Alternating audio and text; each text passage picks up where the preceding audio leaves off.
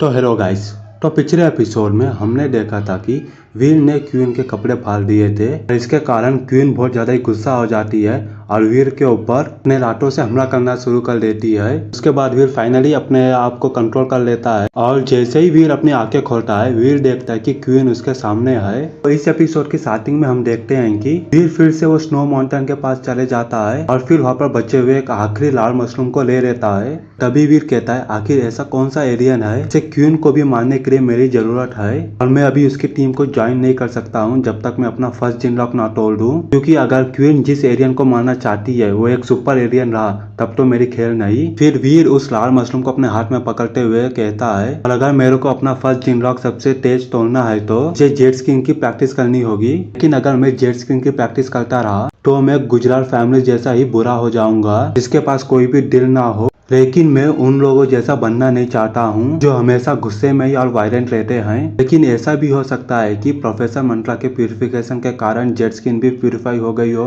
लेकिन फिर वीर फाइनली उस माउंटेन से निकलते हुए कहता है चाहे कुछ भी हो मेरे को अभी जेट स्किन के बारे में भूलना होगा और इस मशरूम का इस्तेमाल करके अपनी जेट्स एंड फोर्स टेक्निक का प्रैक्टिस की जाए। उसके बाद वीर ब्लैक गॉड शेल्टर आ जाता है। उसके बाद वीर उस लाल रंग के मशरूम को खा रहता है और उसके बाद वीर की किडनियां जैसे कि बहुत ज्यादा गर्म हो जाती है। जैसे वीर जेट्स एंड फोर्स टेक्निक को प्रैक्टिस कर रहा था वीर देखता है कि उसकी बॉडी में से पर्पल रंग की लाइट चमकते हुए बाहर आ रही है। तभी वीर कहता है इस पर्पल रंग की लाइट को क्वीन ने ही मेरे अंदर घुसाया होगा और ये वही पावर होगी जिसे क्वीन ने अपने पहले जिन लॉक को अनलॉक करने के बाद हासिल किया होगा।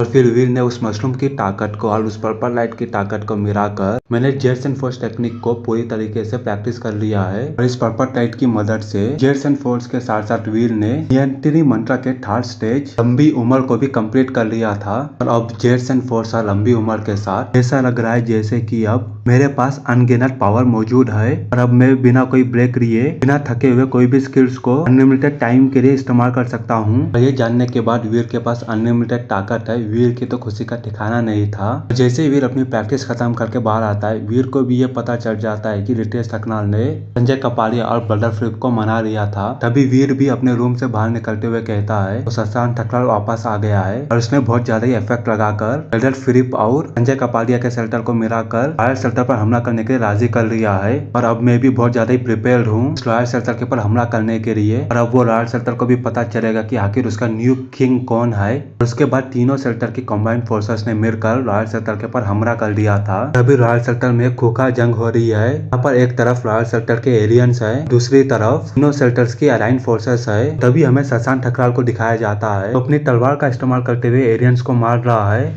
तभी शशांक ठकराल कहता है इस बैटल के खत्म होने के बाद ये पूरा आइस फील्ड मेरे अंदर आ जाएगा और तभी वो दूसरी तरफ वीर को देखता है तो अभी एलियंस को जान से मार रहा होता है। शशांक ठकराल वीर को देखते हुए अपने मन ही मन में कहता है जिसके पास ताकत है पर अगर वो अच्छा दिल वाला इंसान भी है तो वो आदमी दूसरे आदमियों से दब जाएगा और वीर तुम्हारे जैसा इंसान इस लायक नहीं है कि वो इस पोजीशन पे रहे तो क्यों ना तुम बस मेरे अंदर आ जाओ मेरे वफादार इंसान बन जाओ मैं तुम्हें बहुत अच्छी तरीके से रखूंगा। शशांक ठकराल अपने मन ही मन में यह सब सोच रहा होता है और तभी हमें वीर को दिखाया जाता है जिसने अभी ब्लड स्केल आर्मर पहन लिया था और अपने हाथों में अपनी दोनों फेवरेट तलवार को पकड़ लेता है। भाई आके शंकर और दूसरे फाइटर्स के साथ इन गेट के ऊपर हुए अटैक को लीड कर रहा था। तभी माही वीर से कहती है मुझे लगता है कि शशांक ठकराल ने जानबूझकर हम लोगों को ये पोजीशन दी है यहाँ पर सबसे ज्यादा ही स्ट्रॉन्ग एरियंस है और वो क्लियरली हमारे कॉम्बैट वेक्टर की स्ट्रेंथ को कंज्यूम करना चाहता है जिसे हमें गॉडेस शेल्टर से लीड किया है। तभी वीर भाई की बात सुनने के बाद कहता है भाई चिंता करने की कोई जरूरत नहीं है हम लोग डायरेक्टली रॉयल शेल्टर पर हमला करेंगे। रॉयल शेल्टर बस मेरा ही रहेगा बस तुम लोग बस मेरे को फॉलो करते रहो। उसके बाद वीर अपने गॉडेस शेल्टर की फोर्सेस को लेकर डायरेक्टली रॉयल शेल्टर के अंदर हमला करने के लिए चले जाता है। फिर शशांक ठकराल वीर को इतना ज्यादा बहादुर वाला स्टेप उठाते देखकर बहुत ज्यादा ही हैरान हो जाता है और कहता है कि वीर हैजा वाकई में बहुत ज्यादा ही बहादुर इंसान है चाहे यह इंसान कितना ही ज्यादा पावरफुल क्यों ना हो पर ये एक सुपीड इंसान भी है।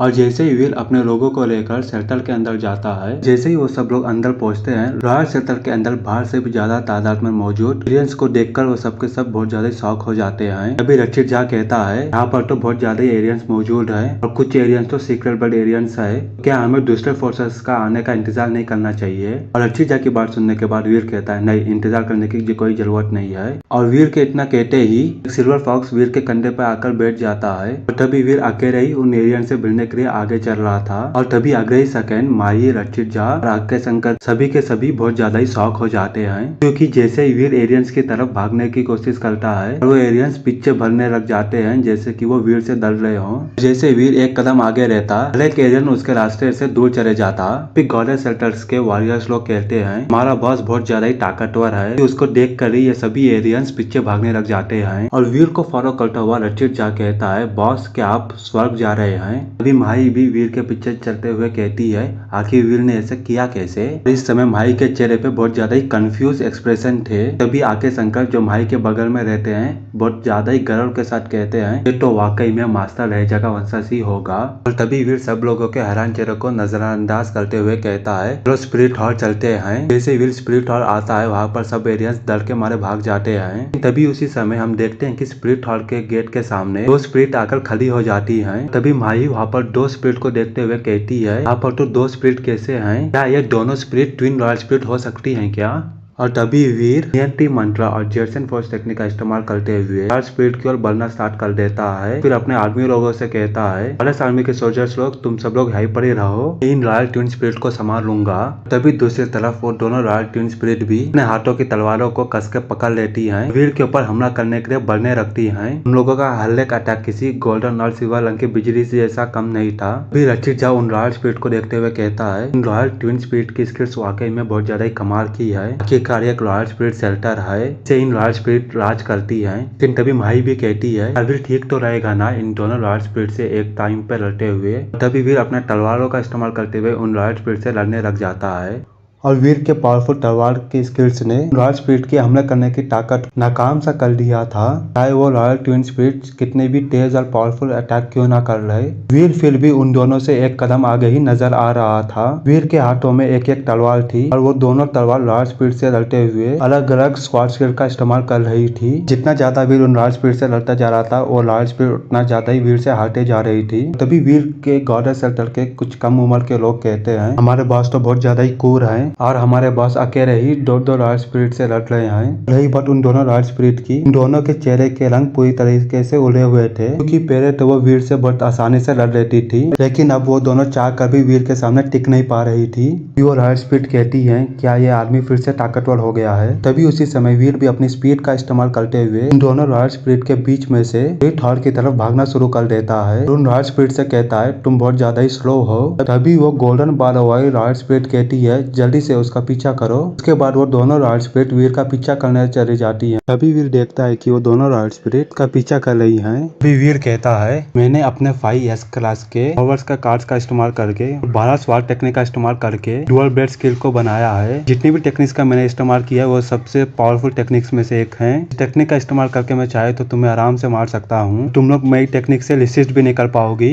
इस तरफ माही और वीर के दूसरे साथी वीर के पीछे पीछे स्पिरिट हॉल चले आए थे, जहाँ पर वीर ने अपने दोनों तलवार के इस्तेमाल से इन दोनों रॉयल स्पिरिट को सप्रेस कर दिया था। तभी वीर कहता है पिछली बार तुम दोनों रॉयल स्पिरिट की वजह से ऑलमोस्ट जान पर बन आई थी और आज फाइनली मैं वो सिचुएशन को पलट सकता हूँ। फिर उसी समय वीर के अटैक के कारण बैंग दोनों रॉयल स्पिरिट नीचे की तरफ पुश हो गई थी। तभी वीर की दोनों स्वॉर्ड एक साथ इन दोनों रॉयल स्पिरिट के गर्दन पर प्लेस थी। तभी वो दोनों रॉयल स्पिरिट के चेहरे पर बहुत ज्यादा ही उदासी आ जाती है। तभी माही वीर से कहती है जल्दी से उन दोनों स्पिरिट्स को मार दो, जल्दी से उन दोनों रॉयल स्पिरिट के स्पिरिट स्टोन को ले लेते हैं। माही की बात सुनने के बाद वीर कहता है इतनी भी क्या जल्दी है, मैं थोड़ा और इंतजार करूंगा। वीर ने अभी भी उन दोनों रॉयल स्पिरिट का खात्मा नहीं किया था, अपनी तलवारों को उन दोनों रॉयल स्पिरिट के गर्दन पर प्रेस किया हुआ था। अभी वो दोनों रॉयल स्पिरिट घुटनों के बाद जमीन पर बैठ गए थे। तभी हम देखते हैं कि रॉयल स्पिरिट के गेट से बहुत ज्यादा ही लाइट चमक रही थी और इसी से ये चैप्टर का हाई एंड हो जाता है।